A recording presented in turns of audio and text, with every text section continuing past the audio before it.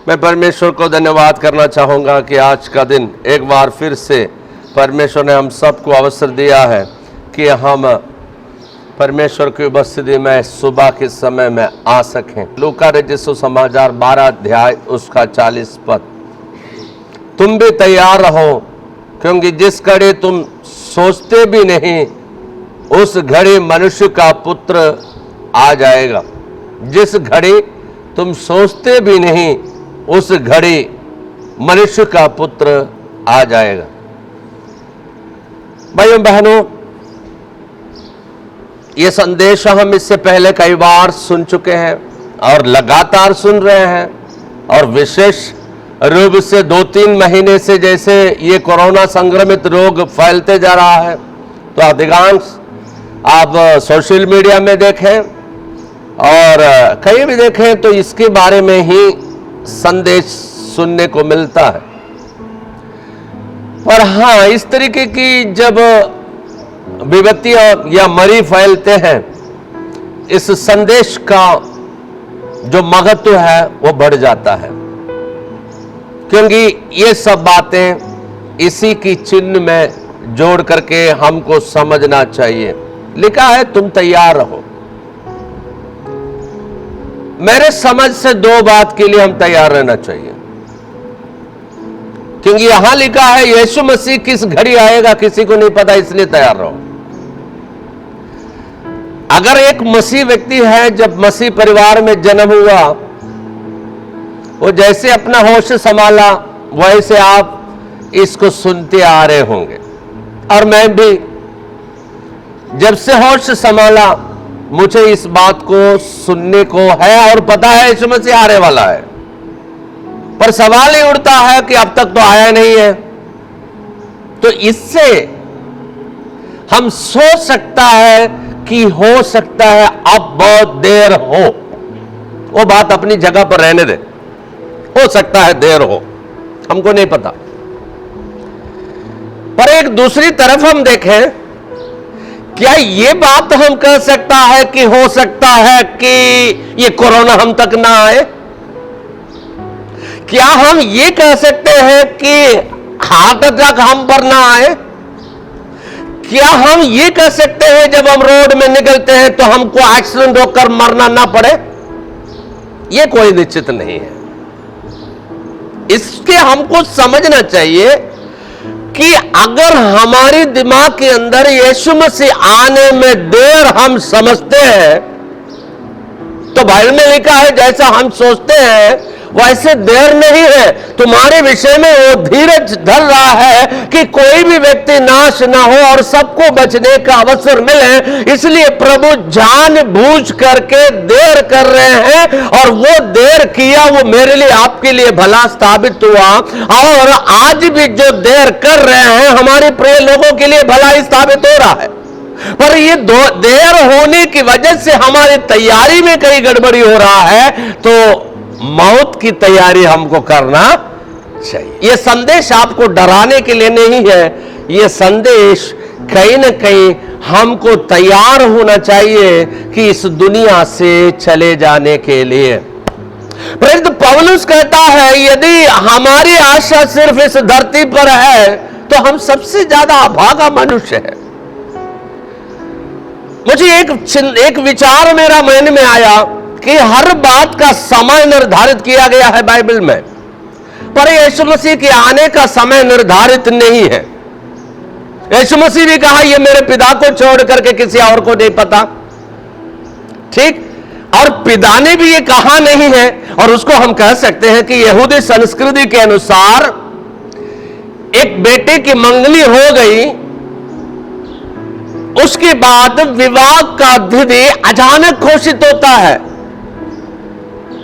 वो हम समझ सकता है। पर मेरे माइंड में ये विचार आया, अगर एक तारीख निर्धारित होता तो आज तक यीशु मसीह के इंतजार कोई ना करते, वो तारीख बीत जाता। इसलिए हमें यह समझना चाहिए वो तारीख हो सकता है आज हो। अगर वो तारीख आज ना हो तो हमारी मृत्यु का तारीख आज हो। ये दोनों की हम बराबरी करके अपनी जिंदगी आगे बढ़ाना चाहिए। एक घटना हम बताते हैं कि हम ये दुनिया में बहुत ज्यादा हाथ पांव मारते हुए जिंदगी जी रहे, व्यस्तता की जिंदगी। हर व्यक्ति व्यस्तता की जिंदगी जी रहे हैं, पर व्यस्तता की जिंदगी में हम इस चीज को भूल जाता है कि अगले घड़ी ये व्यस्तता के लिए हाथ पांव काम करेगा या नहीं करेगा, नहीं पता। इतना शक्ति, इतना होश, इतना जोर रहेगा या नहीं रहेगा, कोई ध्यान नहीं देते हैं। जो वर्तमान स्थिति को देख करके आगे बढ़ते हैं। प्रियो, आज मैं कहूंगा वर्तमान स्थिति को देखते हुए आप आगे बढ़े, पर बीती हुई स्थिति को ना भूले जो हमसे पहले इस दुनिया से चल बसे हैं, और आगे भी अनदेखी करके ना चले ताकि धोखे में हम ना पड़े। या तो हमारी मृत्यु जल्दी होने वाला है, या यीशु मसीह का दोबारा आगमन जल्दी होने वाला है, और इनमें से दोनों में से एक भी हो तो हम छूटना नहीं चाहिए। यह हमारी तैयारी होनी चाहिए। तो और यीशु मसीह की आने की जब देर होते जा रहा है, दो बातें देखने को मिलता है। एक तो कुछ लोगों में लापरवाहियां बहुत तेजी से बढ़ते जा रहा है, और दूसरी तरफ से कुछ बुद्धिमान भक्त उसकी आशा भी बढ़ते जा रहा है। जैसे आप देखें आपके सामने, जो कल विश्वास में था, अच्छा विश्वास, उनमें से कितने लोग आप नजर देखें कि यीशु की आने में देर हो रहा है, मृत्यु में देर हो रहा है, वो विश्वास में कमजोर पड़ते जा रहा है। पर कुछ लोग, बहुत कम लोग, मेरे एनालिसिस से ऐसे लोगों की संख्या बहुत कम होते जा रहा है, जो मेरे बचपन में कई ऐसे भक्तों को देखता था, ना उनके पास घर थे, ना उनके पास ठीक से भोजन था, ना उनके पास कोई सुख संसाधन का साधन था, पर दिन रात उनके अंदर यीशु मसीह की महिमा देखता था। ऐसे लोग बहुत कम दिखाई दे रहा है। इससे हमें क्या देखना चाहिए? एक तरफ से भीड़ की भीड़ अपने जीवन की समाप्ति को भूलते जा रहा है, या यीशु मसीह के आगमन को भूलते जा रहा है, और दूसरे तरफ समय बढ़ते बढ़ते जा रहा है, आशा भी बढ़ते जा रहा है। तो प्रियो, होना तो चाहिए, चाहे यीशु आज आए या कल आए, चाहे हम आज मरे या कल मरे, एक विश्वासी का पहचान ये होना चाहिए कि वो दिन रात इस बात के लिए तैयार रहे, उसके अंदर ये आशा बढ़ते जाएं, ये होनी चाहिए। और एक दिन एक समुद्र में, कई बार हम इस तरीके से करते हैं, एक नाव दुर्घटना हुआ, एक बहुत बड़ा नाव नहीं, एक जहाज दुर्घटना। जब जहाज दुर्घटना हो गई, बहुत सारे लोग डूब करके मर सकता था, पर आसपास में जो मल्ला लोग मछली पकड़ रहे थे वो देखा, और इस दुर्घटनाग्रस्त जहाज से लोगों को बचाने लगे। कई नावें, छोटे छोटे नाव में लोगों को बचा करके अपने गंतव्य स्थान तक पहुंचाया, पर सबसे लास्ट में एक नाव आया, और वो मल्ला क्या करता था, वो जो लोग बाकी हर व्यक्ति खोजते खोजते नहीं मिला, और ये गहराई में जा करके ढूंढे और कई लोगों को बचा करके अपने नाव में लाया। इसका श्वास बड़ी तेजी से भूल रहे थे। वो अपने गंतव्य स्थान पर पहुंचने में थोड़ी सी देर हो गई, तो वहीं पर वो श्वास लेना भूल गया, और उस नाव में ही उसका अंत हो गई। पर वो खींच करके जो जान बचा करके लाया, क्योंकि किनारे में पहुंचने वाला था, वो सारे लोग बच गया, पर जिसने खींच करके लाया वो खुद इस दुनिया से चल बसे हैं।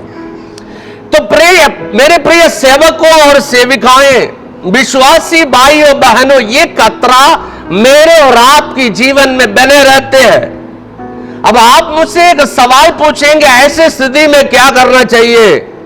अगर हम खुद डूबने की स्थिति में अगर होगा, तो जिसको हम बचा करके ला रहे हो, उस नाव से हमारा हाथ हटाना चाहिए, और उसको बचा करके हमको डूबने की स्थिति में है, तो यीशु मसीह में आने की कोई जरूरत नहीं था। पहली प्राथमिकता मुझे कैसे यीशु के साथ जाने, मैं कैसे यीशु के साथ जा सकता हूं, मुझे कैसे स्वर्ग मिलेगा, मेरा जो आशा है वो पक्का होने के बाद ही अगला काम हमको करना चाहिए। भाई बहन, ये हमारा बाइबल हमको सिखाता है। लूका रचित सुसमाचार 17 अध्याय उसका 26 पद से लेकर 30 पद तक यीशु मसीह के आगमन का 2 उदाहरण वहां पर दिया गया। ये कई बार हमने सुना है। एक लिखा है नूह के समय की जैसा होगा, दूसरा लिखा है लूत के समय की जैसा होगा। ये दोनों घरने में एक दो बातें समानता में लिखा, लोग खाते पीते रहे। एक में लिखा कि लोग विवाह करते और घर बनाते रहे। इसका मतलब ये सारी चीजें जो लिखा भौतिकता की बातें लिखी है। ध्यान से सुनेंगे। यीशु मसीह ने पहला यूहन्ना में लिखा है, जो व्यक्ति संसार से प्रेम रखता है उनमें मेरा प्रेम नहीं है। स्वर्ग जाना है, संसार के प्रेम से हर विश्वासी को अलग होना होगा। अगर संसारी प्रेम से या सांसारिक बात से या सांसारिकता में डूबे रहेगा तो बच जाने की संभावना बहुत कम दिख रहा है, क्योंकि नूह का समय की बात और लूत की समय की बात एक था, अलग नहीं था। कहते हैं नूह जब जहाज में पहुंच गए, जहाज के द्वार बंद होने तक, पानी बरसना शुरू होने तक, नीचे से पानी उठना शुरू होने तक लोग खाता पीता रहा। लोगों को बचने की चिंता नहीं था। आज मुझे कैसे जी सकता है शानदार जिंदगी, उसी की चिंता था। कल क्या होगा इसकी बिल्कुल चिंता नहीं था। आज कैसे होगा मुकाबला, उससे आगे मैं कैसे निकल सकता, इसी के चक्कर में था। मेरा घर अगले के घर से अच्छा कैसा होगा, मेरा गृहस्थी अगले से अच्छा कैसा होगा, मेरी बिटिया की शादी उनकी बिटिया की शादी से ही बेहतर कैसे कर सकता है, सिर्फ इसी की चिंता था। कल क्या होने वाला है, परमेश्वर क्या कहता था, इसकी चिंता बिल्कुल नहीं था। मेरे जवान भाइयों बहनों, मेरे बुजुर्ग भाइयों बहनों, इस बात को बहुत गंभीरता से सोचना चाहिए और एक निष्कर्ष ढूंढना चाहिए। अगर यीशु के साथ जाना है या स्वर्ग राज्य में पहुंचना है, सांसारिकता को हमें छोड़ना पड़ेगा। इसकी चेतावनी ये दोनों घटना से देता है। सांसारिकता हमको छोड़ना पड़ेगा, सांसारिकता हमको छोड़ना पड़ेगा। ये दोनों एक साथ नहीं चल पाएगा, दोनों एक साथ नहीं चल पाएगा। हमारी जीवन की नैया डूब सकता है, डुबा सकता है। तो इसलिए हमको इस नाव से कहीं जल्दी बाहर आ जाना चाहिए। और दूसरी बात, लोग कब जागा, कब जागा? कहते हैं लोग जहाज के अंदर पहुंचने तक लोगों को कुछ नहीं समझ में आया, और लूत उस जगह से निकलने तक लोग नहीं बचा। फिर कब बचने की प्रयास की? जब नूह जहाज के अंदर प्रवेश करने के बाद, जब लूत उस सदोम गमोरा से निकला, आग पकड़ना शुरू हो गई, तब से लोगों की चिल्लाहट भी शुरू हो गई। और आज देखो, आज भी यही हो रहा है। ठीक, एक तरफ से मरने वालों की आंकड़ा बढ़ते जा रहा है और दूसरी तरफ से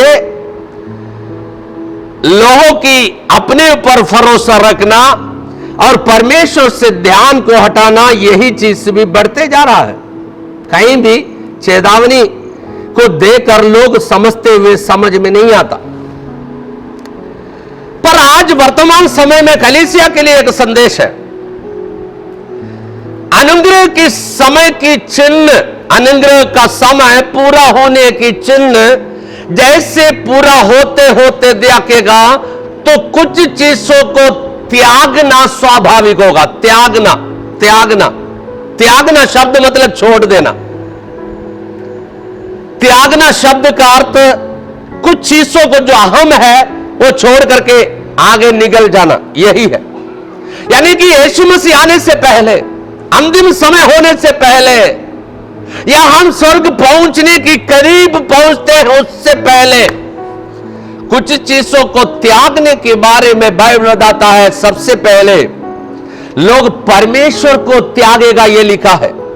पहला थिस्सलुनीकियों 3:4-5 लिखा है, विश्वासियों विश्वासघाती, ढीठ, घमंडी और परमेश्वर के नहीं वरन सुगविलाही की चाहने वाले होंगे। वे भक्ति का वेश तो धरेंगे पर उसकी शक्ति को ना मानेंगे, ऐसे ही परे रहता है।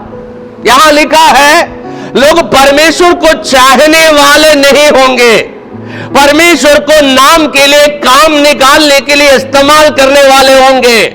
पर चाहत क्या होगा? परमेश्वर की चाहत नहीं, पर चाहत सुख विलाप की होगी, चाहत सांसारिक संसाधनों को प्राप्त करने का होगा, चाहत संसार की मुकाबला में आगे बढ़ने के लिए होंगे। परमेश्वर को लोग त्यागेंगे, परमेश्वर को लोग त्यागेंगे। नूह की बात न सुनकर जो लोग परमेश्वर को त्यागा है, परमेश्वर के वचन को त्यागा है, उससे हमें सबक सीखना चाहिए भाई बहन। लूत की घटना से जो लोग परमेश्वर को त्यागा है, परमेश्वर की बातों को नहीं माना है, उसको देख करके हमें सबक सीखना चाहिए कि आगे क्या होगा। आप परमेश्वर को त्याग भी सकता है या परमेश्वर को अपना भी सकता है, यह आपके ऊपर निर्भर है। पर बाइबल में लिखा है अंतिम समयों में ऐसे होंगे लोग परमेश्वर को त्यागेंगे। और दूसरा देखें, लोग मसीह यीशु को त्यागेंगे जो हमारा उद्धार करता है, जिसके द्वारा मैं और आप बच गया है, उसको त्यागेंगे करके लिखा है। पहला यूहन्ना 2:18 पद, पहला यूहन्ना 2:18 पढ़ेंगे कोई एक जन, 18 और 22 पद दोनों पढ़ेंगे। पहला यूहन्ना 2:18 और 22 पद।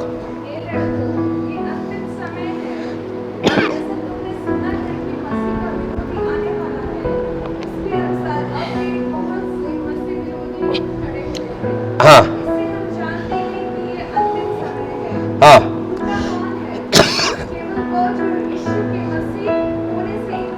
हाँ, यीशु मसीह को मसीह होने से इनकार करेंगे। सुनिएगा, ये किसके लिए लिखा है?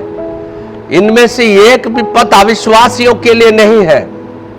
ये सारे बातों का चेतावनी विश्वासियों के लिए है।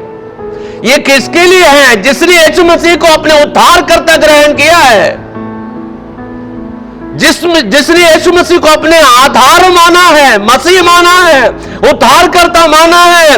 लिखा है कि समय बीत जाने पर, अंतिम समय आने पर बहुत सारे लोग मसीह यीशु को इनकार करेंगे, त्याग देंगे। मसीह के रूप में, मसीह के प्रतिचिन्ह के रूप में नूह ने जो जगह तैयार किया, परमेश्वर ने चेतावनी दी कि सत्यानाश करने जा रहा है जगत को, अगर बचना है तो इस जगह के अंदर प्रवेश करो। और जिन्होंने उस जगह को त्याग दिया, उसका अंत हमारे सामने एक उदाहरण है। इससे हम चेत जाना चाहिए, इससे हम जाग जाना चाहिए, इससे हम सीख जाना चाहिए। परमेश्वर धर्मी है, किसी से अन्याय नहीं करता। उसने जैसा आदम से किया, आदम हव्वा से व्यवहार की, वैसे ही उससे पहले स्वर्गदूतों के साथ भी न्याय किया, और वैसे भी उसने कईन और हाबिल के साथ भी की। उसने भी पीढ़ी पीढ़ी से करके आ रहा है, वो सच्चा न्यायी है। वो उसी तरीके से व्यवहार भी हमसे करेगा। और सवाल ये उठेगा, अब उस तरीके से व्यवहार क्यों नहीं कर रहा है? क्योंकि अभी बच जाने का समय है, अभी अनुग्रह का समय है। पर ये अनुग्रह की जगह की द्वार बंद होने वाला है। आज यदि हम इन बातों से ना समझे तो आने वाले समय में एक बहुत बड़ी विपत्ति हमारा इंतजार कर रहा है। भाई बहन, मैं आपको डराने की संदेश नहीं दे रहा हूं, पर समय को देखकर और संदेश को देखकर हम सीखना चाहिए कि हम कहां पर खड़े हैं। और पहले बात मैंने कहा, लोग परमेश्वर को त्यागेंगे, और दूसरा मसीह यीशु को लोग त्यागेंगे, और तीसरी बात, लोग यीशु मसीह के आगमन की बातों को त्यागेंगे। अरे ये तो पुरानी बात है भाई, ये तो पीढ़ी पीढ़ी से वो कहते आ रहा है, झूठा है, ऐसे कुछ होने वाला नहीं है। दूसरा पत्रस 3 और 4 पद में ऐसा ही लिखा है। ये हाँ पढ़ेंगे जी। हाँ लिखा है अंतिम दिनों में, जैसे अंतिम जो कहते हैं ना, वो दिन नजदीक होते जाएगा। ठाट्टा और मजाक करने वाले होंगे। किस बात को लेकर? यीशु मसीह के आगमन की बातों को लेकर। आज भी देखो, अगर 100 जवान एक जगह खड़े हैं, आप उस जगह पर अविश्वासी और विश्वासी भी हो, मसीह और गैर मसीह भी हो, मैं पक्का यकीन के साथ बताऊंगा, वहां पर इस बात को आप अगर छेड़ेगा, विश्वासी अविश्वासी एक साथ इस बात को लेकर मजाक करते हुए आपको सुनाई देगा। भाइयों बहनों, हम विश्वास करते हैं या नहीं करते हैं वो अगला मैटर है, पर इस विश्वास के लिए बहुत सारे लोगों ने जान गंवाया है। आप तैयार है या नहीं तैयार है ये अगला मैटर है, पर इस दुनिया में यीशु के साथ जाने के लिए बहुत सारे लोग तैयार हो रहा है। इस दुनिया को भी त्याग करके, अपने जीवन को भी उसको लिए त्याग करके संघर्ष कर रहा है। इसको भी नहीं भूलना चाहिए। आगे आगे जी। हाँ जी। हाँ, वो कहेंगे उसकी आने की प्रतिज्ञा कहां रह गई है। यीशु की आने की बातों को त्याग देंगे, उसको तिरस्कार करेंगे, उसको मजाक में उठाएंगे। जब ये सब बातें होते हुए दिखाई देता है, तब विश्वासी को समझ में आना चाहिए कि हमारी छुटकारा जल्दी होने वाला है। हालेलुया। और 14 बात, अपने लोग अपने विश्वास को त्यागेंगे। कौन सा विश्वास? मसीह विश्वास को त्यागेंगे, जिस विश्वास के लिए लाखों की संख्या में लोगों ने जान गंवाया है। ये बाइबल जब हमारे हाथ में मिलने को था, ये बाइबल ट्रांसलेशन करने में, ये बाइबल अनुवाद करने में, ये बाइबल प्रिंट करने में लाखों की संख्या में लोग अपने जान को गंवाना पड़ा। ये सुसमाचार का संदेश जो मुझ में आप में पहुंचाना, हम तक पहुंचाने के लिए प्रयास किया। संत थॉमस तक की इतिहास देखो, विलियम कैरी तक की इतिहास देखो। किसी ने अपने पत्नी को खोया इस विश्वास के पीछे, किसी ने अपने बच्चे को खोया। मिशनरियों का पिता जो विलियम कैरी है भारत की, उसकी कहानी है क्या आप जानते हो? उनकी पत्नी पागल हो गई थी, उसको अपने कमरे में बंद करके सुबह वो सुसमाचार प्रचार के लिए निकलते थे। उसकी 5 वर्ष की बेटा उनकी नजरों के सामने इलाज न मिलने के कारण मरा। कोई ऐसे बीमारी फैलते जैसे कोरोना जैसे होगा, उसको अंतिम संस्कार करने के लिए भी कोई नहीं मिला। उस बाप ने अपने हाथों से गट्टा खना और अपने बेटे की अंतिम संस्कार किया। हो सकता है ये बातें युवा पीढ़ी याद ना करे, मैं आपसे आह्वान करूं, सब बातें आगे बढ़ते जा रहे हो। हमारी पूर्व पिताओं का इतिहास को पलट करके देखो बेटा बेटियों, तब आपको आगे बढ़ने के एक हौसला, एक हिम्मत मिलेगा।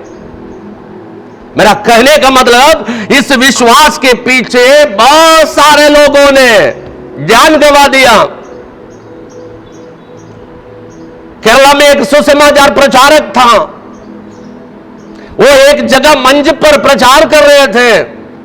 उसका एक लड़का था, किसी ने आकर के कहा, प्रचार शुरू होने वाला था।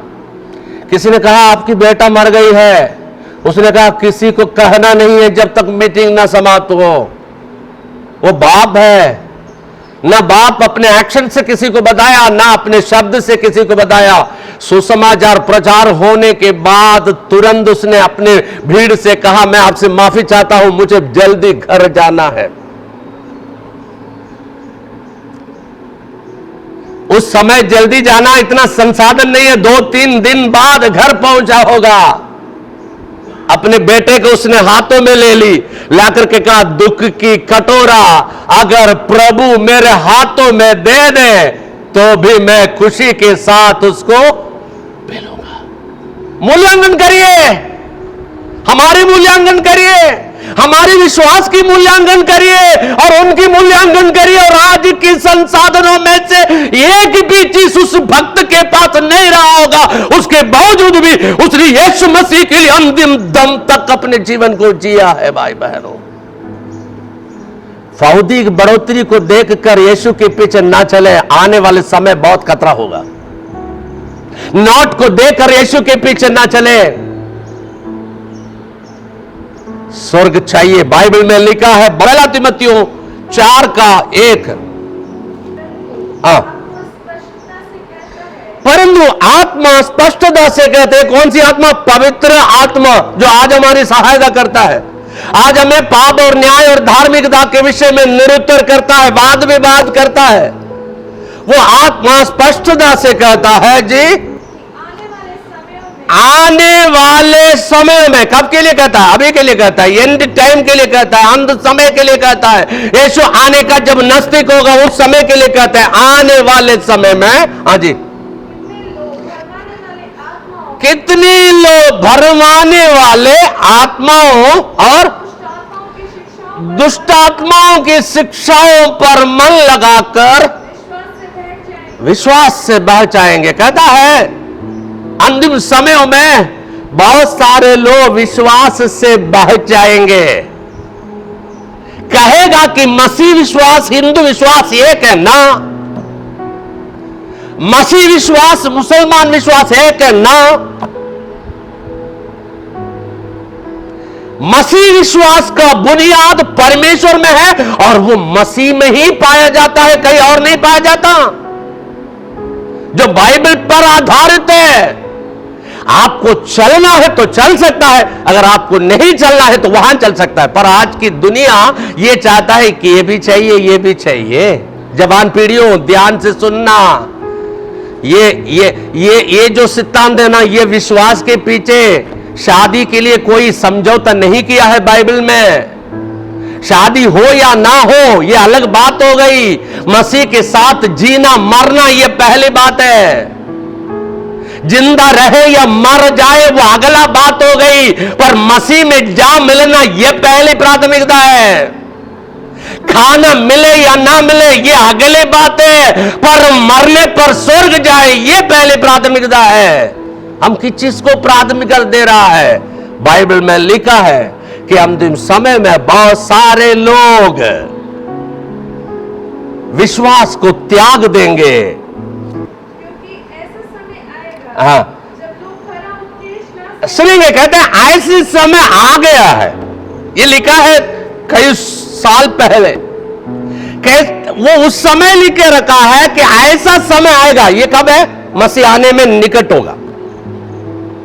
उसका एक एक चिन्ह जब पूरा होते हुए देखेगा, उसमें भी एक चिन्ह है। खरे उपदेश को लोग नहीं सहेंगे, नहीं सहेंगे। Hallelujah, hallelujah. अभी देखिए, अभी कोरोना संक्रमित रोग आ रहा है। आप वीडियो देखिए, फ्रंट लाइन में जो सेवा के लिए खड़े हैं पुलिस लोग, आप जानते हो कि पुलिस में से कई लोग जल्दी जल्दी संक्रमित होते जा रहा है। दिल्ली में आप यूट्यूब में जाके देखिए, कई वीडियो में आप देखेगा, कई महिला सिपाही कहते हैं कि मैं इतना दिन हो गया अपने 1 साल की बेटे को गोद में लेते हुए। क्यों? क्योंकि हमारी बेटा संक्रमित होने की संभावना ज्यादा है। पर उन पुलिस वालों के सामने कितने लड़कियां बदतमीजी किया है। मैंने देखा है दूत को भेजते हुए उसके चेहरे में, किस गलती के लिए? उसको भीड़ में चलने से, कोरोना संक्रमित रोग से बचने के लिए जब रुका, उसकी बातें उनको खराब लगी, उसने ऐसा प्रतिक्रिया की। अगर कोई कुछ कहता है उसकी पीछे की रीजन क्या है ये समझना चाहिए। आपकी मर्जी से रुक रहा है, सिर्फ इतना मत समझो। आपकी माता पिता जिस दिन आप अपने मां की गोद में रहे, उस दिन जब ब्लाइड अपने हाथ में रिया, उस समय आपकी मां यदि आपको ना रुका होता, ना ढोका होता, तो क्या होते? जिस बार आपने पहले बार साइकिल हाथ में लिया, उस साइकिल को आप लेने से ना रुका होता तो आप जरूर अपने पांव को तोड़ करके वापस आते। जिस दिन पहली बार अपने बाइक चलाने के लिए लिया, उस दिन आपके बाप ने अगर ना रुका होता तो क्या होते? आप एक्सीडेंट करके चले आते।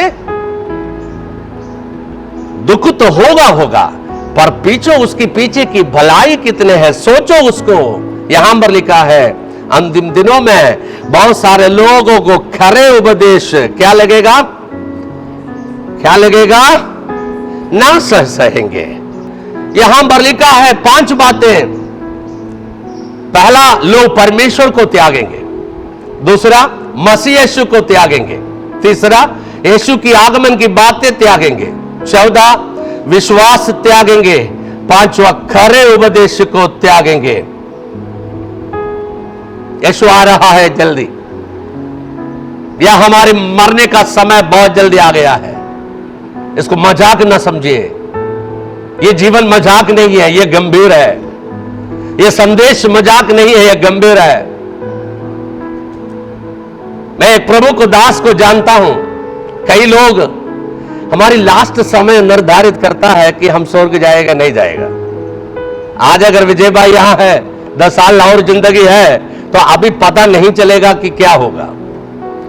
पर जिस दिन मेरा प्राण छूटने का वक्त आने वाला है, मुझे भी खुद पता चल जाए कि अब बेटा तुम ज्यादा दिन का मेहमान नहीं है, तब पता चलता है कि हमारा निर्णय क्या होगा। एक प्रभु की दास को मैं जानता हूं, एक बाइबल पंडित है। उसको पता चला कि आज रात्रि मेरा मौत होने वाला है।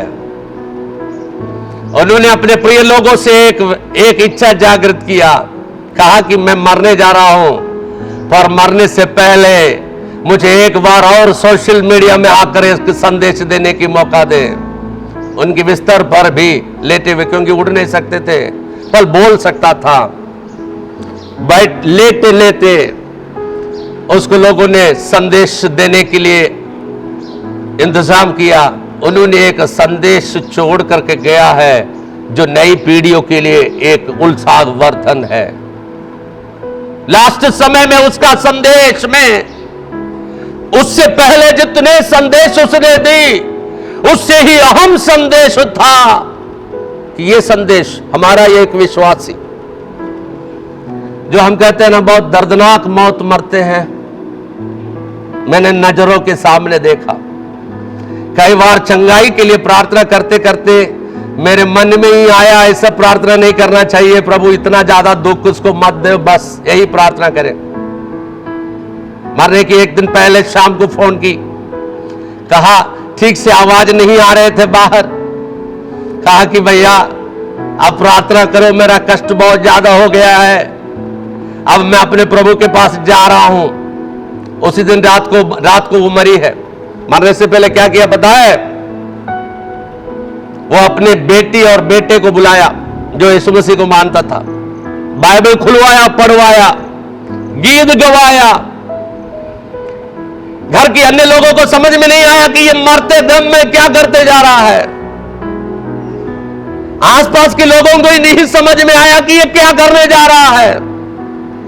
बेटा और बेटी को बुला करके कहा, मेरे बेटा और बेटी, मेरा अंतिम इच्छा है कि तुम दोनों इस विश्वास को ना त्यागना। उसने खुद स्वर्ग को पाया ही नहीं है। उस भयंकर दर्द में, भयंकर दर्द मतलब श्वास ले नहीं सकती, न पानी पी सकती, न खाना खा सकते, न कोई आवाज बाहर कर सकते, उतनी भयंकर तड़पते तड़पते मरी। उस समय भी, मरते दम में भी उसने अगले पीढ़ी को विश्वास सौंप करके गया है। भाई बहन, हमारे सामने ये सबसे बड़ी चुनौती है। अगर हम कहता है ये बहुत कठिन है, उनकी बच्चों से पूछो तब वो बताएगा ये कठिन तो था, फिर भी इस दुनिया की कठिनाई को देखकर उस सुख के सामने कुछ नहीं है। थोड़े दिन का कष्ट, थोड़े दिन का मुसीबत, थोड़े दिन का परेशानी, थोड़े दिन का जिंदगी अब रह गया है। 4 दिन में 3 दिन बीत गया, अब तक रोग है, होने दो, आगे भी रोग ही रहने दो, कोई बात नहीं। चंगाई ना मिले कोई बात नहीं, खाना ना मिले कोई बात नहीं, अच्छा वस्त्र ना मिले कोई बात नहीं, इज्जत ना मिले कोई बात नहीं, निंदा ही मिलाए कोई बात नहीं, अपमानी मिलाए कोई बात नहीं, किसी ने भी किसी का बात नहीं माना कोई बात नहीं, सब पराजय ले रहे हो कोई बात नहीं, सब असफल रह रहे हो कोई बात नहीं, और सबकी सब कुछ नजर के सामने दिखाई नहीं देते हो, व्यर्थ ही दिखाई देते हो। यीशु को ध्यान रखो, हमारा समय समाप्त होने वाला है। यीशु जल्दी आ रहा है। Thank you Jesus. अपने आंखों को बंद करें। स्वर्गीय पिता परमेश्वर, हम अपने आप को सुनने वाले भाई बहनों को आपके हाथों में सौंपते हैं प्रभु। दुनिया उसकी अंध की ओर बढ़ रहा है, हम भी प्रभु हमारी समाप्ति की ओर बढ़ते जा रहा है। हम इस दुनिया में कितने दिन का मेहमान है हमको खुद नहीं पता है प्रभु। आपका दोबारा आगमन जल्दी होगा या तो हमारी मृत्यु जल्दी होगा। प्रभु जी, मैं प्रार्थना करता हूं कि हम में से कोई भी छूटने ना पाए परमेश्वर। इस दुनिया में बहुत कुछ प्राप्त करने की एकदम में हम स्वर्ग राज्य को ना खोए परमेश्वर। इस दुनिया को किनारे करते हुए कभी परमेश्वर को ना त्याग कर, कभी मसीह यीशु को ना त्याग कर, कभी मसीह की आगमन की बातों को ना त्याग कर, कभी हम विश्वास को न्याय त्याग कर, कभी खरे उपदेश को न्याय त्याग कर, जो हमारी बुनियाद है परमेश्वर, और मसीह यीशु की आशा जो स्वर्ग जाने की हमें मिली है, और जो उपदेश हमें मिली है, और जो आशा हमें मिली है, उसको थामे रहते हुए प्रभु स्वर्ग की ओर बढ़ने में हम सबकी सहायता कर पवित्र आत्मा। हर एक मेरे सुनने वाले भाई बहनों को आशीषित कर प्रभु। प्रार्थना सुनने के लिए धन्यवाद।